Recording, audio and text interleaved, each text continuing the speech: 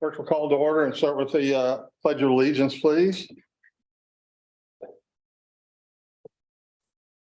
Pledge allegiance to the flag of the United States of America and to the republic for which it stands, one nation, indivisible, with liberty and justice for all. Thank you. Roll call, Ms. Snyder. Osborne, Here. Euler, Here. Bentley, not present, Jones. Here. Kushner. Here. Approval of the minutes from August 14th, work session. Move to approve. Actually, it's for both regular and work session. Okay, it's for both. Sorry. Okay. Osborne, Yes. Euler, Yes. Jones. Yes. Kushner. Yes. Next is the adoption of the agenda for tonight. Move to approve. Osborne, Yes. Euler, Yes. Jones. Yes. Kushner. Yes.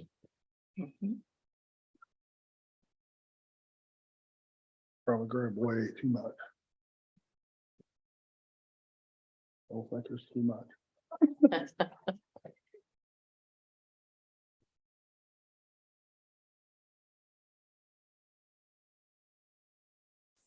Next, we have a proclamation. I'm getting it signed up here for Big Brothers and Big Sisters of Johnson County. If the representatives would like to please come forward. You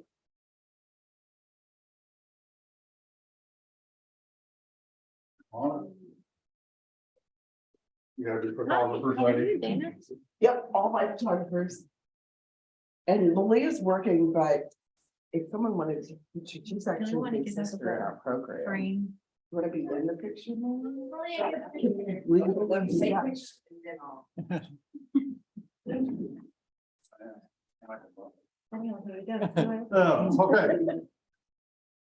Okay. Big Brothers and Big Sisters of Johnson County Proclamation, September of 23. Whereas Big Brothers and Big Sisters of Johnson County, Missouri, a youth empowerment organization that enables life-changing mentoring relationships to ignite the power and promise of our youth in our community. And whereas by changing the course of young lives, we shape our community's social and economic future through improved economic health and social outcomes for young people with mentors. And whereas Big Brothers, Big Sisters of Johnson County has created new matches each year by partnering parents, guardians, volunteers, and others in the community to help youth achieve higher aspirations, greater confidence, better relationships, the avoidance of risky behavior, and with educational success. And whereas the agency's goal is to encourage more volunteers to join our mentoring movement. Now therefore be it resolved, I, Jim Kushner, Mayor of the City of Warrensburg, along with the Warrensburg City Council, to hereby proclaim the month of September 2023 as Big Brothers Big Sisters Month. I encourage everyone to volunteer or donate by visiting the website and learning more about how you can get involved with igniting the potential of youth in our community.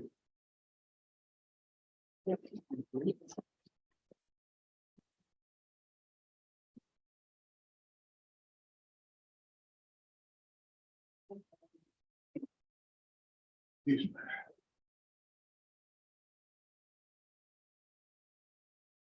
Okay, next will be presentation by Marcella for the fiscal year 2024 budget cover photo contest presentation. It was hard to get out. So before you this evening is the presentation of the photo contest. We had a number of participants. And before you is the old courthouse. Well, in the presentation, you'll see the old courthouse picture along with what was presented to you in the letter to council. So that old courthouse picture will be the cover that will be presented as part of the budget presentation later this evening. So Ms. Twanda Moore is our award-winning cover photo participant this year, and Miss Jane Miss Jane is our second place winner as our second and third photos for the year.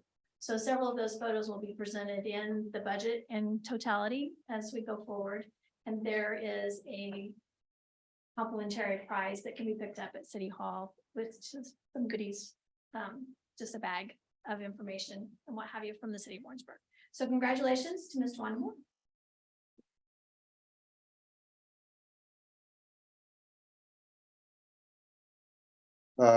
Excuse me, public hearing setting property tax levy. A public hearing on ordinances fixing the annual rate of the levy for property taxes for the city of Warrensburg for the general revenue fund, park fund, and debt service purposes for the year 2023 and levying said taxes. Thank you, Doug. Thank you. Marcella. So good evening, this evening's public hearing is on the setting of the tax levies as just outlined. So the general fund levy, based on the pro forma that's given to us by the state auditor's office every year, is as outlined in the notice and in the performance of 35.49 cents. The parks levy tax is set at 19.28 cents. And the debt service tax is set at 59 cents. And recall that that is strictly on the real estate taxes for the debt service levy. And I'll be happy to answer any questions.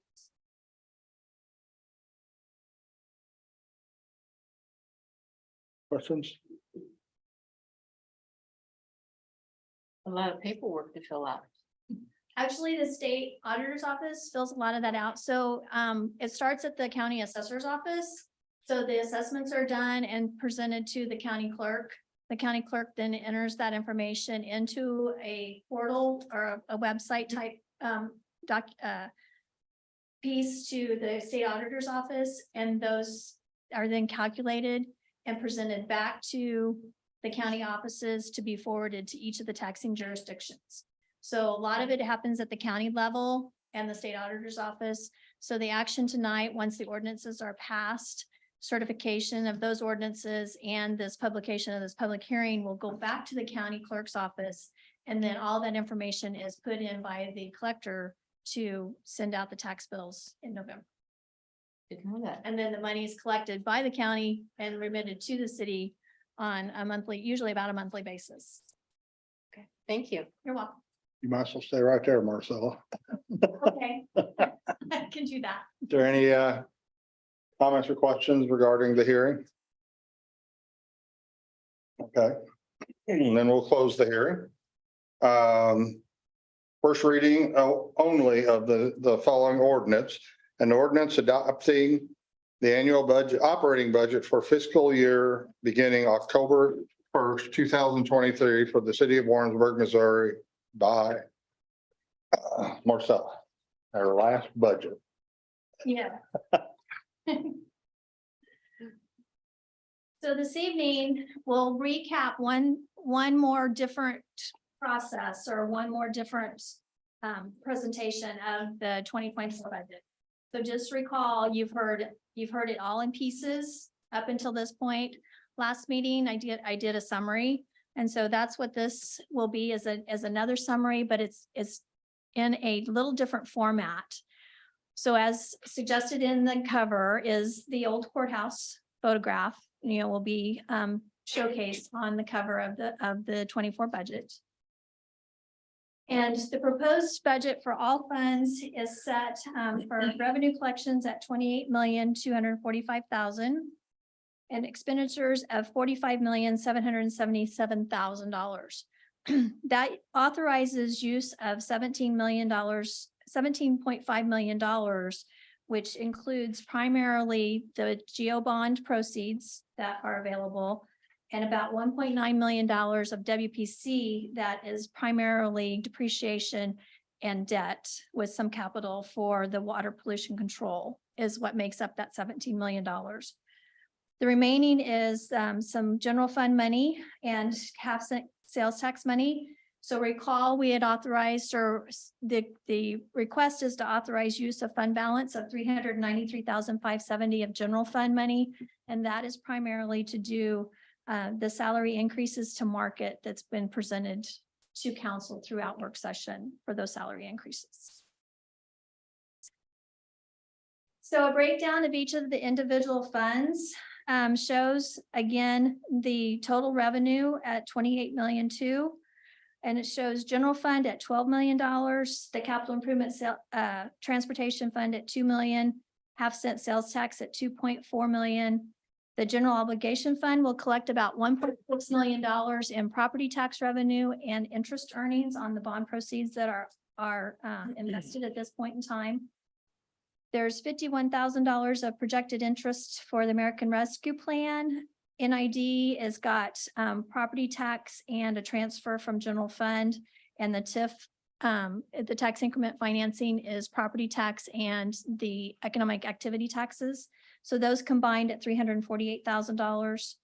Parks and Recreation is scheduled to get $3.2 million in a combination of property tax, sales taxes, and other services. Water pollution control is scheduled to generate nearly $6.4 million in revenue. The trust and art funds combined is about $30,000, which is primarily interest earnings and the donations through the Children's Memorial Fund. And then the Shelf Insurance Fund is about $1,200 of interest earnings, and we have to maintain that fund until we have all of the claims expenses paid out for our program before we went into Missouri Public Risk. And so in that same schedule is the expenses that show the differences, and you can see that $393,000 use of fund balance for general fund, $196,500 for the capital improvement sales tax, and then the $15 million, so the bond proceeds that we've scheduled so far, about $12,500 for the American Rescue Plan, and $1.9 million of water pollution control. Like I said, is primarily depreciation with some debt and capital in that. And then $1,150 is use of some funding for Stevenson going forward in some of the trust funds. So to break that down a little bit more, in general fund revenue, this shows where your property taxes are collected at about 8% of the total. Your sales taxes is 54% of your total. Your franchise fees are about 25% of the total. Then we have grants, which is only about $19,900 that we've scheduled to receive, and licenses and permits of 2%, fines at 2%, and then the services and miscellaneous interest is about 11% of the total $12 million that we're expected to receive for general fund monies. So the general fund divisions are broken out in administration and court to be about 24%, public safety, which includes all of your fire service, emergency management, and law enforcement, is 51%. Community and economic development is about 7%. Public works is 17%. And then you have debt service, which is part of the NID transfer, and the last lease payment for the street sweeper at just 1%. So in those functions, so in totality, the total salaries is your primarily expenses in the general fund at 67%. Supplies are at a total that I can't see, and it's not printed on my sheet either. The utilities is at 6%. Services and insurance in the communications line is at 10%. Training and travel is at 2%. And then maintenance and a small capital item is at 7%. And then there's transfers along with the community agreements to support our community partners and our sales tax transfers and et cetera at 3%. Questions so far? I have a question just for my own education here. I'm looking at sales tax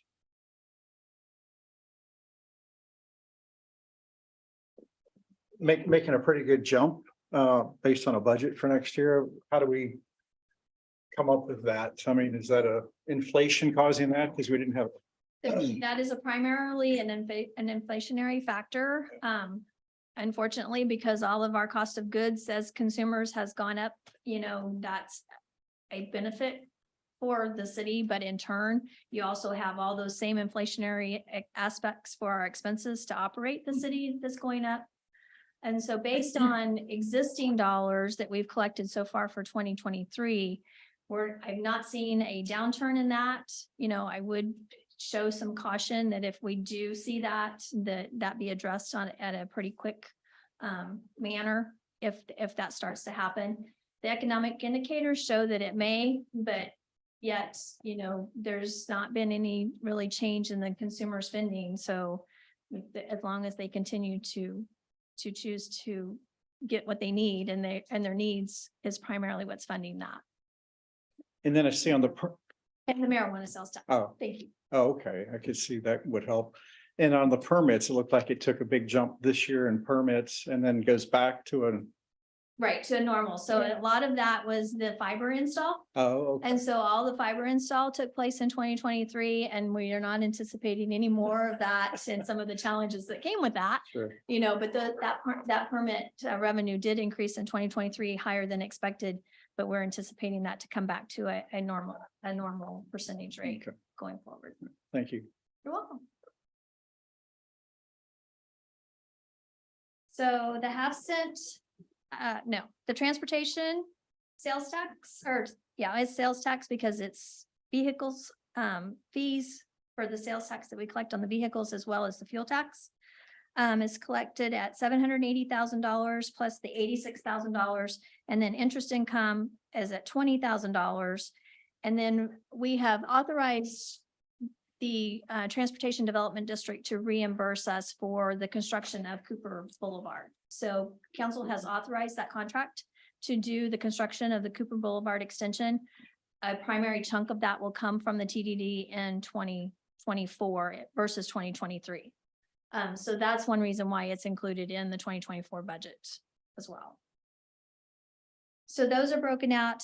So that shows the biggest chunk of that as 50%, but primarily it's the sales tax money at 44% and then 4% for those vehicle fees and 2% in interest for the transportation capital improvement.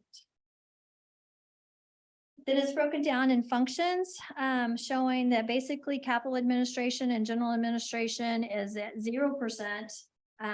The Cooper Boulevard extension expenses, again, is a primary piece of that at 49%. Street infrastructure for the primary purpose of this fund is 41%. We have 2% in traffic monitoring, and then the curb and sidewalk program is scheduled at 8% going forward. And could you just briefly explain the Cooper Boulevard extension, where that money's come from? Because I've had somebody contact me about why isn't their street getting repaired, but I know it's a separate situation. So. Right. So the Hawthorne Transportation Development District was formed, and they generate a 0.5-cent sales tax in that specific district that's scheduled to expire December of 2025. Okay.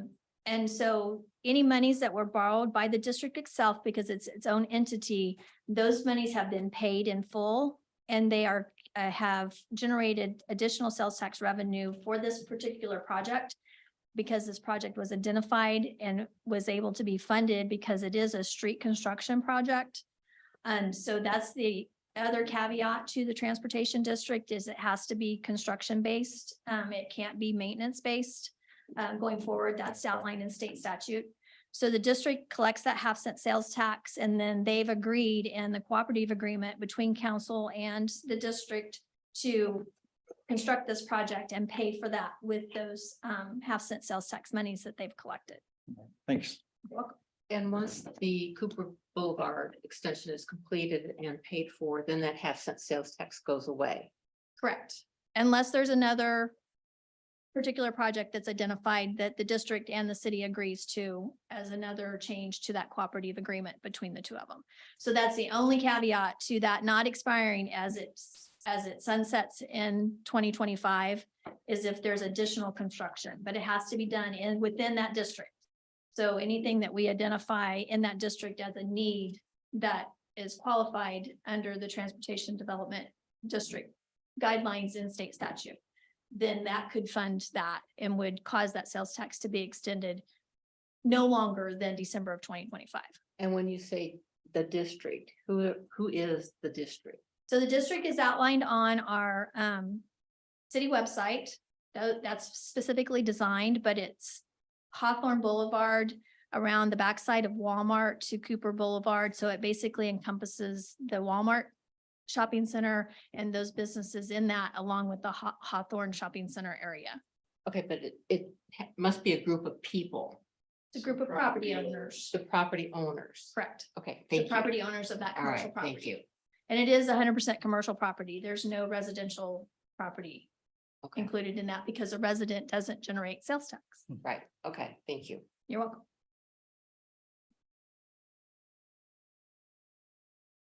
So going on with the half-cent sales tax, the half-cent sales tax is scheduled to generate nearly 90% of this total fund, because that is the primary source of funding for the half-cent sales tax to create capital. We have use tax at 9%. And then interest income of about 1% for a total of $2.4 million in half-cent sales tax money. And as we spend that money, we're going to spend that money again on some general operations. And then there's vehicles and other equipment that's scheduled, like finance has 1%, fire protection has 8%, law enforcement has 8%, community development has 2 vehicles, 3%. The general capital improvement that was outlined in detail when we presented this fund at a work session earlier is at 29%. And then the biggest chunk of it is the debt service, because we have certificates of participation, outstanding debt that this fund was set up to pay initially. And so that is the primary payment that goes out, and the expenses for this fund is that debt service payment. Remember that debt service payment goes until 2029. However, this half-cent sales tax is scheduled to expire in December of 2025.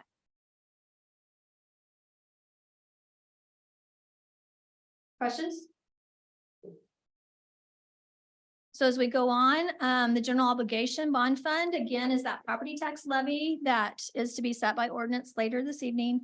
Will generate about $1.2 million in property tax and about $419,000 in interest income based on that $17 million is invested at 5%, nearly 6% interest at this point. So as we spend that down, then those interest earnings naturally will come down.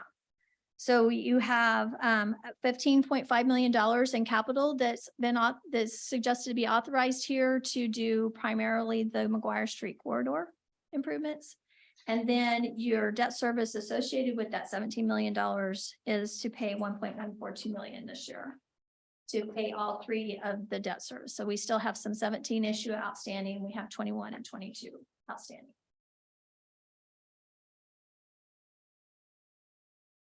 So the American Rescue Plan is scheduled to generate about $51,000 on interest, because we have about $1.7 million again invested at 5 to 6% interest. And the general administration that is suggested in this is 63.5 for your legislative services to do in Jeff City going forward with that contract. So we received a little over $4 million in total ARPA monies, and we have about $1.7 million left going forward that will be presented in a program to be authorized, and it has to be authorized to be expended by December of 2024. And all monies, including all your interest earnings, has to be expended by December of 2026.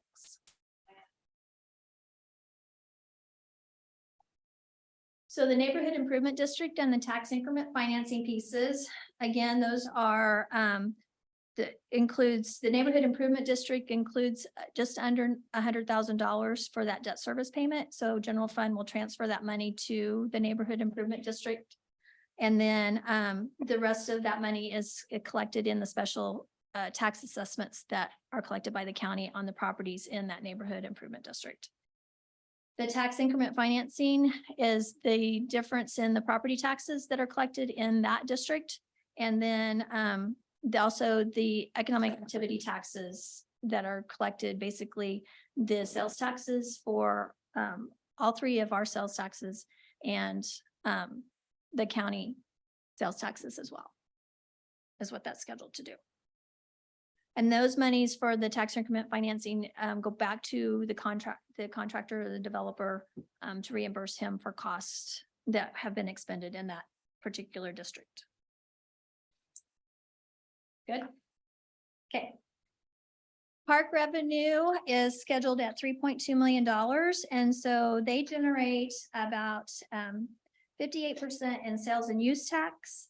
16% of it is property taxes.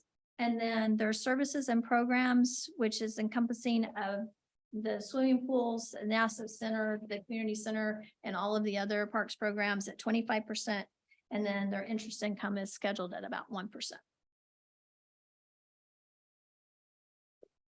Expenditures for parks shows the general administration at 25%, the maintenance at 19%, the recreational programs at 33%, the community center operations at 13%, and then they have about 10% of debt service that they are pay out on an annual basis, which is part of that certificate of participation that is associated to parks.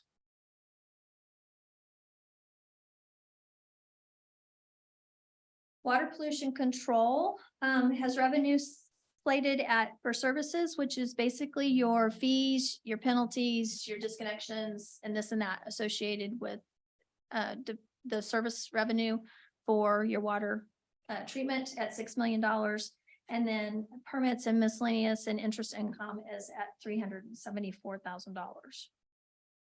The expenditures are outlined as administration at $1.3 million. It pays for staff and some overhead. Finance charges, finance division is at $84,000. To operate the plants at $1.6 million. To do the collection services, which is basically all the lines throughout the city, is $736,000. We have nearly $1.6 million in capital improvements, which is a chunk of that is retiring the enterprise lift station. And then the debt service and depreciation is 3.114, with 1.5 of that is specific to depreciation. So nearly half of that $3 million is depreciation expense that's included.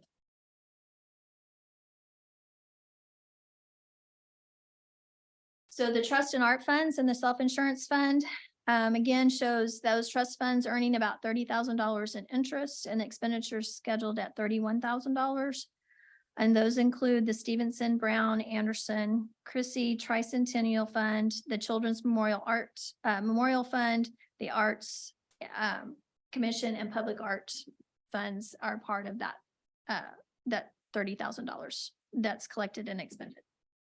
And then the self-insurance fund, as I outlined earlier, is primarily the interest earnings, and we'll maintain that until the Blue Cross Blue Shield claims are done in totality. And we know that we're not going to receive any more bills to expend out of that fund. And that fund will be closed at that point in time. How many years does it usually take to get all of those bills in? That I don't know specifically. I think there's a regulation in the healthcare industry that says a bill that is not collected or sent to claims for the insurance to pay for a period of 6 months or a year. But you're at the mercy of the doctors and the hospitals and stuff to send those bills into the insurance company for them to process that. But I believe there's a timeline that, once they go past that, then they don't get an option to collect that money, but I don't know those details. Okay. I'm hoping it's done in the next 3 to 6 months. That's what I would hope, that way because your year is up in December, that we've been a full year without using that program. So it would have been anything that anybody would have expended or had services from December of 2020 22 that we would still be paying on. Any more questions? I've got a big one that they may. Is there anything you're waiting on us to do? Any guidance, any direction, anything? At this point, if you would like to make any changes, I would like to know those like tomorrow. No, I just wanted to make sure that there's nothing out there No, like CIP or any of the other stuff that we need to get done. not to my knowledge. If Okay. you are happy with what's been presented, then it's the plan for the year. And you all, and as elected officials, you have the authority to make changes to that plan as the year goes on. And budget amendments as presented by staff for changes in needs or changes in revenue streams going forward. So it is a financial plan for the year, but it is also can be rather fluid. I've tried to, as director of finance, to keep those at a minimum. You know, you see a budget amendment right after the beginning of the year, or even at 6 months, and then at mid-year, and then you'll get one. The council will be presented a budget amendment for the 23 budget for year-end projections to clean up some of the pieces that are outstanding that you've authorized, where you've authorized a contract with the knowledge that that was going to be in a budget amendment going forward. And so any of those that have been done since the last budget amendment will be done at year end to clean that up, because that is a part of your audit report. And so the audit report does have a budget recap, and it does have notes in it that says how well we did as an organization of having, you know, original budget to final budget to where we actually ended up in those revenues and expenditures. So that is also a part of your audit report. Okay. Can I ask one quick question about the WCVB? Sure. In the budget? I see, of course, that we're projecting 300,000 for next year.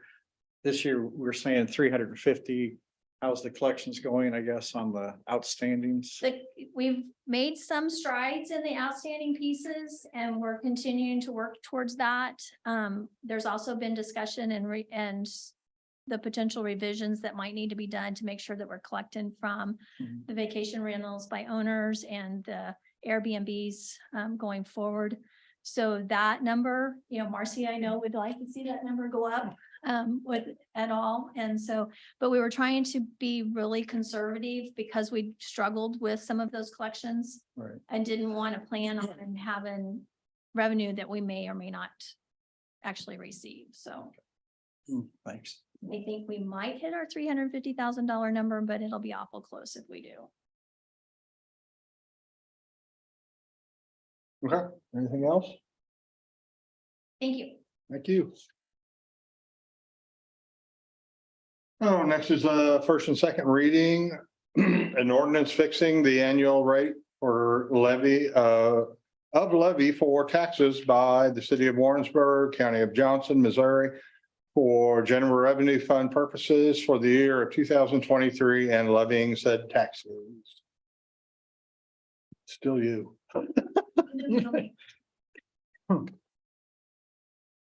And so as outlined in the public hearing that we did earlier this evening, the property tax for general fund is set to be at 35.49 cents or 0.3549 cents, however you want to say that.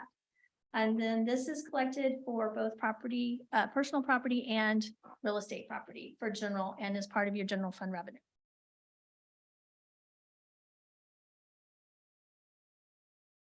Okay, questions? Motions? Move to approve that ordinance second reading by title. Osborne, Yes. Euler, Yes. Jones, Yes. Kushner. Yes.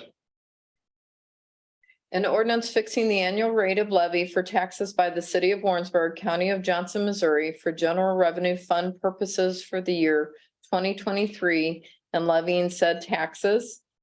This is for adoption or rejection. Osborne, Yes.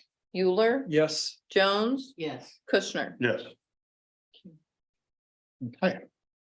Next, we have another first and second, an ordinance fixing the annual rate for levy of levy for taxes by the city of Warrensburg, county of Johnson, Missouri for park fund purposes for the year of 2023 and levying said taxes. So as outlined in the public hearing, is the 0.1928 cents for the park fund, which is part of your revenue projections to help support the parks going forward, and also assistance in paying that debt. Okay. Again, it's part of the personal property and the real estate that 19.28 cents is assessed. Questions? Motions? Move to approve that ordinance second reading by title. Osborne, Yes. Euler, Yes. Jones, Yes. Kushner. Yeah. An ordinance fixing the annual rate of levy for taxes by the city of Warrensburg, county of Johnson, Missouri for park fund purposes for the year 2023 and levying said taxes. This is for adoption or rejection. Osborne, Yes. Euler, Yes. Jones, Yes. Kushner. Yes. Thank you. Next is an ordinance fixing the annual rate of levy for taxes by the city of Warrensburg, county of Johnson, Missouri for debt service purposes for the year 2023 and levying said taxes. So the debt service levy is authorized by your voters. The voters were gracious and authorized us $17 million in general obligation bonds that were issued in 21 and 22. So this 59 cents is assessed on the real estate value only to pay that debt service. It's required to by state statute to collect enough monies to support this year's debt service levy and next year's debt service levy as part of the cash reserve in that fund. Okay, again, questions? If not, a motion? Move to approve second reading by title. Osborne, Yes. Euler, Yes. Jones, Yes. Kushner. Yes. An ordinance fixing the annual rate of levy for taxes by the city of Warrensburg, county of Johnson, Missouri for debt service purposes for the year 2023 and levying said taxes. This is for adoption or rejection. Osborne, Yes. Euler, Yes. Jones, Yes. Kushner. Yes. Thank you. All right, next we have an ordinance authorizing the city manager and city clerk to execute an agreement with Civic Plus to add the C-Click Fix application to the city website. Mr. Enrico. Good evening, Mayor and Council. So before you is the item is a C-Click Fix, which is basically an add-on feature from our website host, Civic Plus. And with the C-Click Fix, it's gonna be fairly intuitive in the sense that if you're walking along the sidewalk and you happen to see a large pothole, you can take a picture of it, log into C-Click Fix and submit the picture, the approximate location. There's kind of a little map that you can click a pin and boom, then that gets uploaded and sent to staff. And so part of why that's advantageous for Public Works is that currently we do not have a system to be able to track any of that data.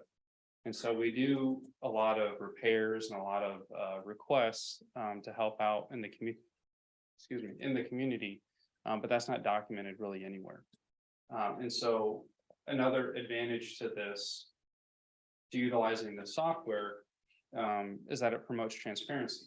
And so if we get 500 pothole requests through C-Click Fix, then we can demonstrate we fixed or solved 500 problems. And so that's going to be advantageous just for the community to show that we are responsive to those needs. Hopefully it doesn't escalate to 500 potholes, but just kind of throwing out a number. Sure. So that's basically C-Click Fix in a nutshell. One of the free features with C-Click Fix is that they also have an area where you can generate a work order. And so that's also would be filling in a gap for us. So say if we do get an item sent to Public Works to make a repair, we go out and inspect it and realize, well, actually that's gonna be fairly labor intensive. We can then generate a work order through that process to say it's gonna take, we're gonna use X machine, X staff, X material and it costs us this much. And so all of that is just helpful information for us as to how we budget. But also again, through the transparency, to our community to show that we are responsive. So with that, I will stand for any questions that you may have. So this goes in by address. I mean, so you don't get duplicates, I guess, going forward. Somebody submits an address, or how do you track? So, we've had one meeting with the vendor so far, but in kind of in that, in the demo walkthrough.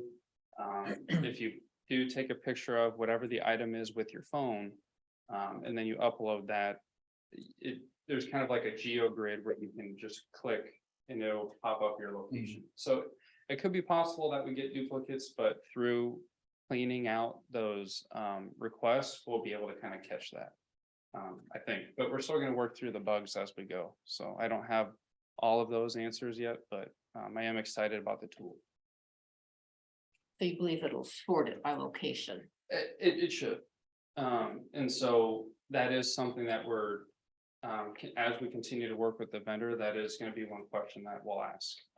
One of the other features is, say if someone's in the county and they think that they're in the city, it'll lock you out, so you can't flag something that's in the county. It'll say contact X person with the county, or just contact the county, or for instance, like MoDOT with 50 running through the city. We can say, well, that's actually MoDOT right of way. And so there are certain things that we can flag to know that even though we're not able to respond to said request, we can at least point that person in the right direction, which is also helpful for the person that's concerned. Do you end up with categories then? I mean, where Yeah. you can kind of track where the complaints? We can, as part of the selection, like there'll be a drop down. They can click that dilapidated sidewalk or pothole or animal carcass, whatever that request is, we'll be able to kind of sort that. The goal is to hopefully at least address everything within 48 to 72 hour time window. But if it is complex enough, then we'll respond saying, we'll get to it in about a week or two, just depending on the severity of the problem. So. Can the public see that it's already been turned in? When they're clicking on it, taking a picture and clicking on it, can they tell that it's already been turned in? That I don't know, Gary, would you? Yes. Okay, so then they could just say, well, they've got it and move on. They can also add themselves to get notifications on that.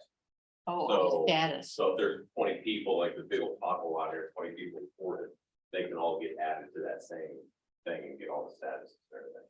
Okay, And that did kind of prompt me for something else, that if you do create an account through SeeClickFix, that when you submit a request, that you will get a response back from the city saying that this has been acknowledged and we'll work, and we just completed it, or it's gonna take 2 weeks until we can get that done, but they will be able to get feedback from the city. So I do want to preface as well that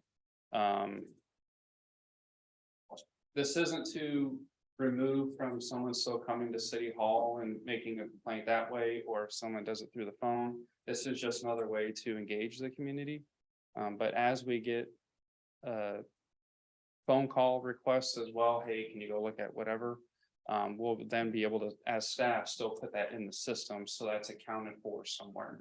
So it's gonna be helpful for everyone. and parks.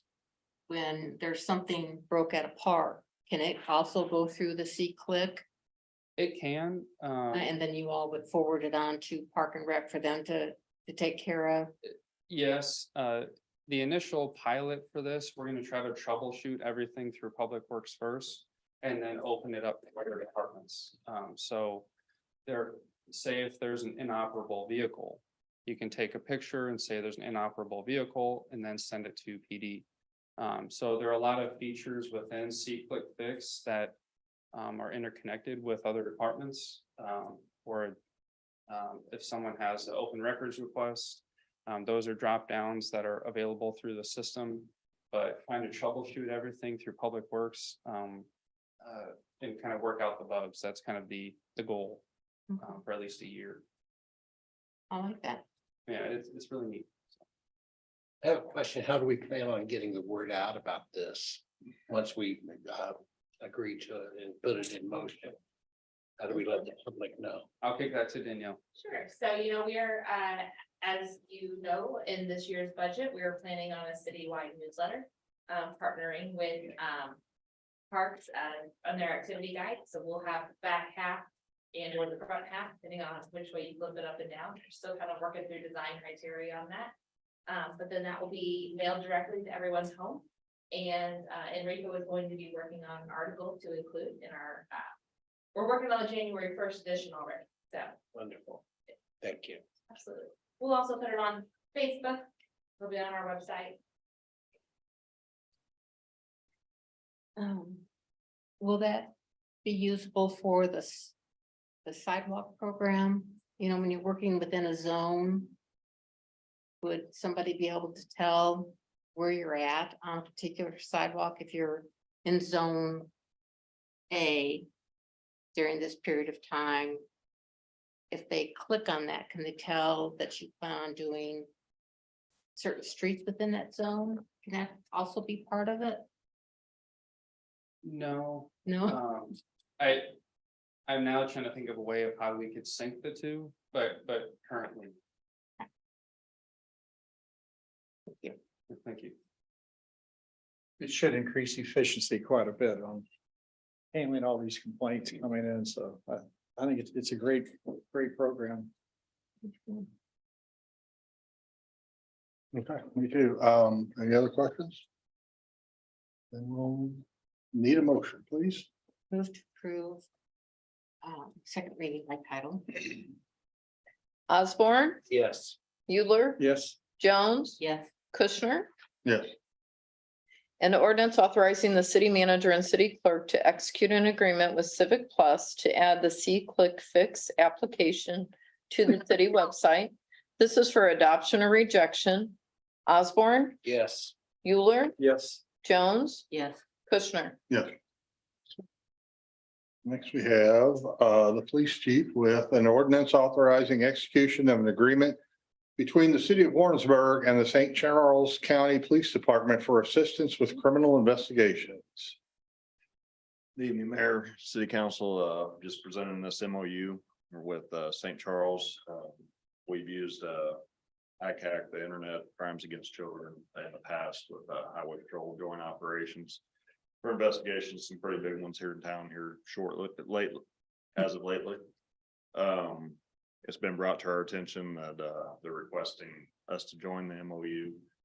It's going to be a portal in Cass County, and that gives us information, gives us the right to that portal where we have something pop up in the ICAC, then we'll go extract that information and start the investigation. So that's what the MOU is covering, and it gives us that access.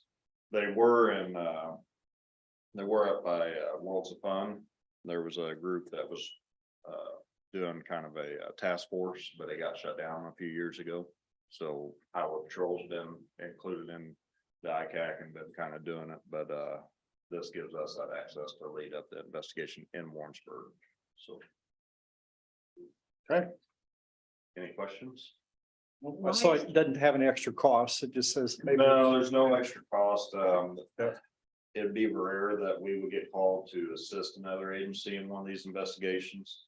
Unless it was really big, but for the most part, we won't be leaving our jurisdiction to investigate one of these. It's just another tool for us to use and utilize, and us lead up the investigation in Warrensburg instead of Highway Patrol getting it, Grant coming down, or Johnson County getting it and leading the investigation. So St. Charles has the software and the portal is located in Cass County, and It this can gives be. you the right to go through St. Charles to get the information from the portal in Cass County directly to you. Gives us the right to get the information from the portal in Cass County, but the ICAC is in St. Charles. Yes. Got it. I understand that question, because I'm like, when it got presented to me, I'm like, we're not assigning anyone Yeah. to this full time, and anyway, I had to really, come back at me, and discuss it, so. Any other questions? All right, then a motion. Move to approve second reading by title. Oh, I'll let you do the next one. Please. You get the next one. Osborne, Yes. Euler, Yes. Jones, Yes. Kushner. Yes. An ordinance authorizing execution of an agreement between the city of Warrensburg and the St. Charles County Police Department for assistance with criminal investigations. This is for adoption or rejection. Osborne, Yes. Euler, Yes. Jones, Yes. Kushner. Yes. Thank you. Next, we have a resolution of the city council of the city of Warrensburg, Missouri, adopting a solid waste management plan. Miss Barbara. At your work session 2 weeks ago, you had a presentation from Burns McDonnell, Julie Davis, and discussed the final report that was in your packet 2 weeks ago, as well as this evening. And the consensus was that we wanted to proceed with the plan and procuring a citywide contract for service. So that has been written into the resolution that you have in front of you this evening, with a little bit of summary of the process that we've been through since since beginning of February of 2022. So I'm happy to answer any questions. The plan is available on the city's website, and from here we would go forth to start the procurement process. We've gone through it pretty thoroughly, I think. so. Mhm. Need a motion? Yes, sir. Move to approve resolution? Good job. Osborne, Yes. Euler, Yes. Jones, Yes. Kushner. Yes. Thank you. Next, we have a resolution approving intent to utilize the CMAR procurement method and selection criteria for the McGuire Street Corridor Project. Mr. Enrico, and you can explain CMAR. Yes. Good evening, Mayor and Council. So before you tonight, the item is one that is required by state statute, that for this project delivery method that we do disclose publicly, the city's intent to utilize the construction management at risk delivery method. So for Councilmember Jones's benefit, I'll kind of give a recap of how we got here. So prior to Councilmember Jones's tenure on council, I did present to council at the time some delivery methods that we were considering. And one of the delivery methods was design build.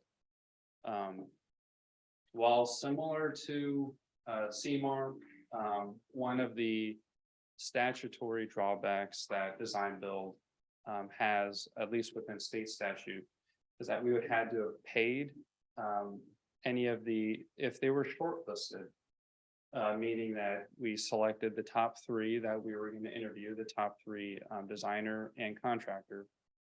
That when after interviewing the three and we picked the one, we would subsequently have to pay the losing two. And it was a certain percentage of the project total, which when we did the math last time was going to be around 100,000 that we would have been out, and we haven't even put pen to paper. So for whatever reason, that's within the state statute that the losing firms would be given a percentage of that. But knowing that the complexity of the McGuire Street project, and knowing that any cost savings that we can have is at least worth pursuing. And so then hence the construction manager at risk delivery method. And for lack of better words, within the industry, some have considered it like a very good entry level way into alternative delivery. So alternative delivery is anything other than design, bid, build.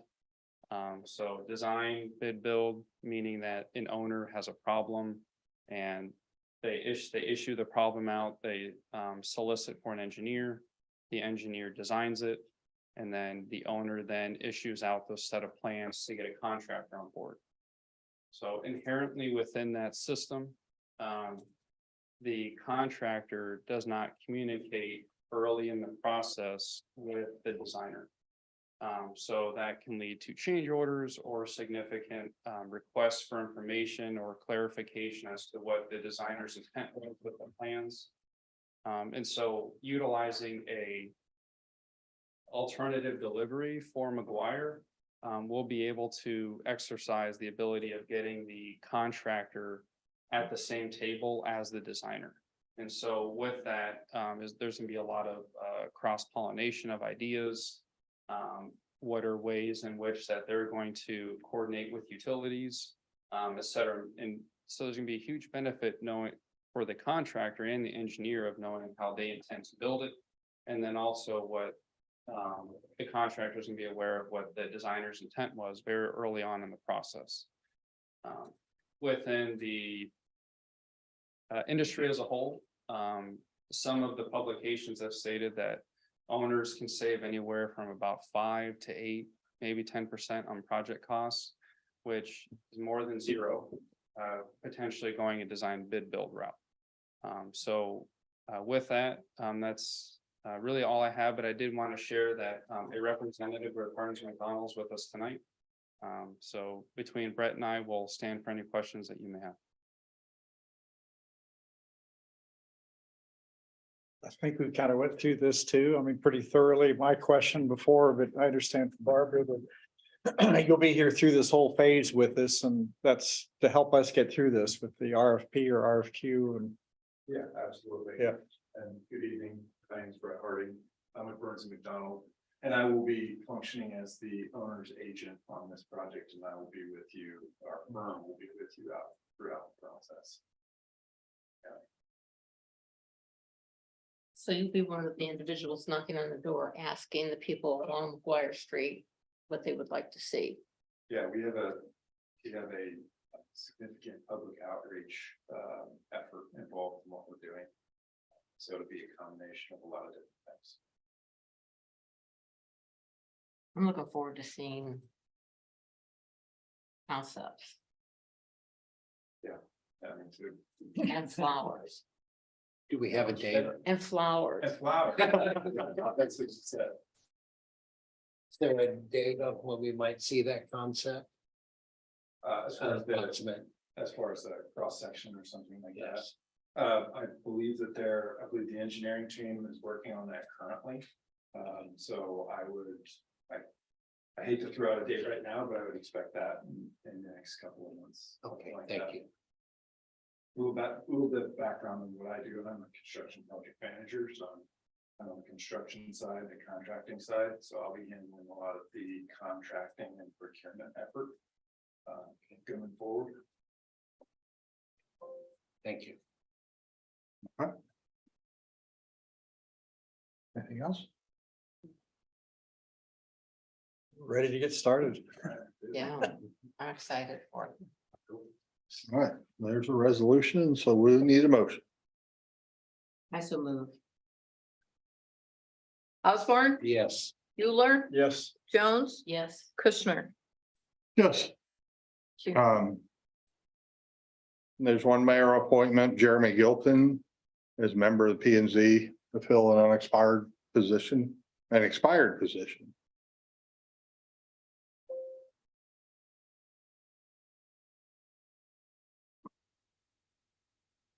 Yay or nays on Mr. Gilpin?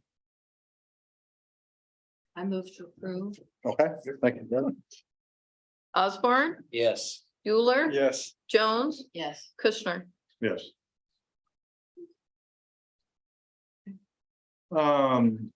Nobody signed up for appearances not listed on the council, to the council.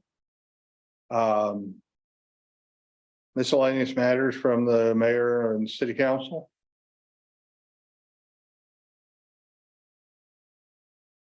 The only thing I gotta say is throughout the last 3 weeks with the way the Mother Nature has been affecting all those that have to be outside, I tip my hat to them. I remember what it was like to be standing out there and all your stuff and dying at 100 and some odd degrees. So very good. Nobody got seriously injured and everything got taken care of. Thank you. And now the city manager's report.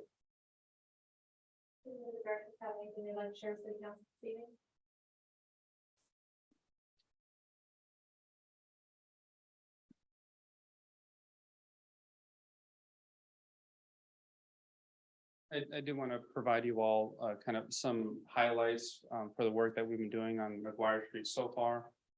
So it is anticipated that survey work will begin next week. In addition to, we'll be hosting a utility coordination meeting and get the utilities in the room and again, kind of discuss what lead times are looking like for equipment, what the expectations are, what the expectations of Burns McDonnell and the city are. So we're going to be ramping up those efforts. We have a meeting with MoDOT this week to kind of again discuss the interchange and how we can hopefully partner and work together on that. So those are some of the kind of main highlights for McGuire so far, but we're working as quickly and prudently as possible. And then with the sidewalk improvement program, we're just under 2,800 linear feet of sidewalk. That's been improved to ADA standards. Still the rough estimate is hopefully close to 4,000 feet when it's all said and done. So, that's all. And you expect that zone to be done before it gets cold? The 4,000 to be done? Yep. It looks nice. I agree. It looks really nice. And then once that's done, then we'll get into start inspections for the next zone. So, just try to keep it rolling. Yeah. Thank you.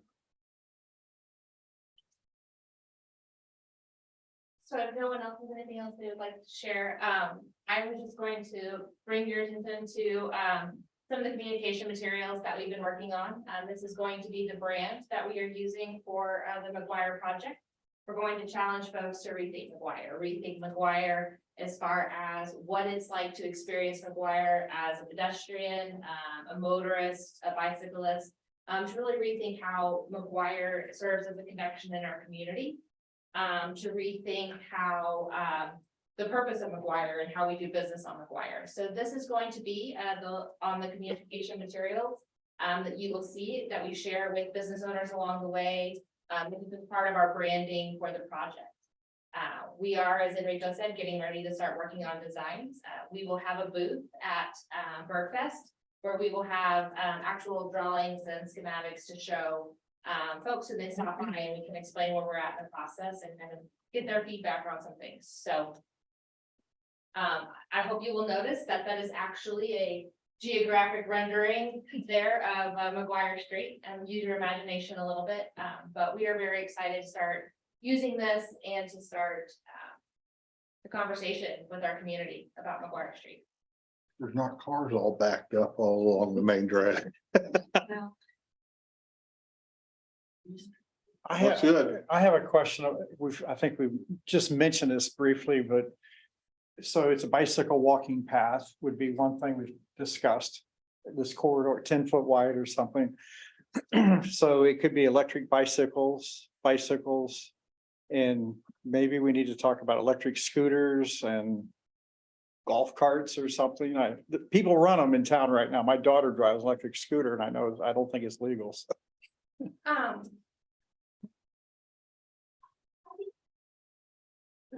You know what, I would have to go back.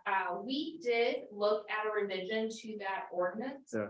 And a lot of that conversation. There was a point in time when Bird was looking to come to Warrensburg, and we were having that conversation. And they had really talked to us about how they had changed their model. Now you're talking about a rental company? Yeah. No, Okay. I'm not looking at one of those. Okay. That's not good.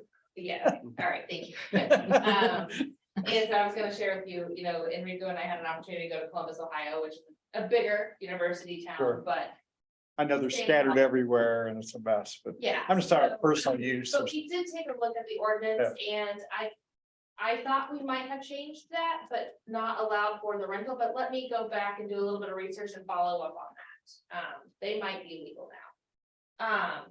And then, yeah. Electric bicycles are already, authorized and legal.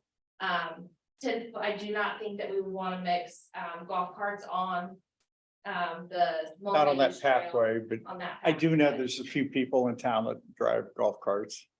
Yes.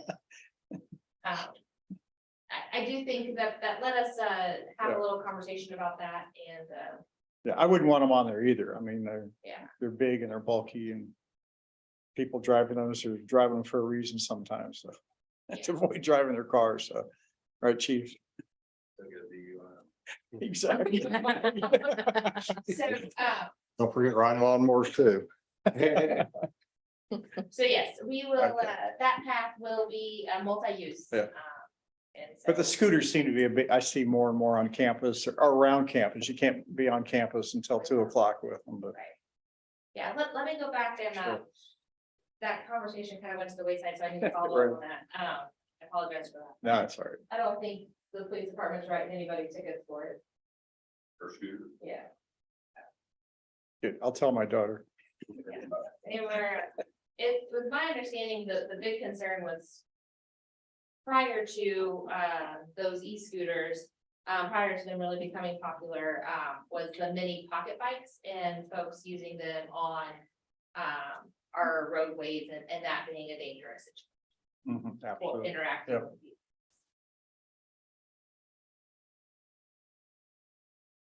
And we have a new no texting phone went into effect today. Yes. Okay. About addressing that, it did go into effect today, but it's not enforceable until January 25, I Oh, believe. oh, okay. And we're gonna have to. And we gotta do a, Base the ordinance. Yeah.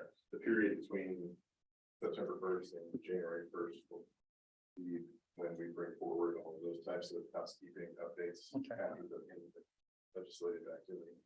and Teresa's already been in contact with Doug in regards to looking at that ordinance, so. Any other questions regarding that? Good to see it. Glad we have it. Anything else, Danielle? We do have a closed session, this evening. One last speech from Marcella. For this meeting. Still get to see She you has two more two times. more meetings. I have Well, 2 more yeah, meetings but- before I. Nah, she doesn't have to do audit this year. That's debatable. I may be asked to do that, but that's okay. So before you this evening was the finance director's report.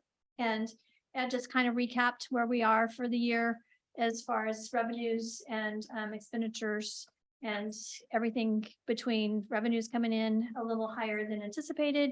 And thanks to to city staff for keeping costs under control.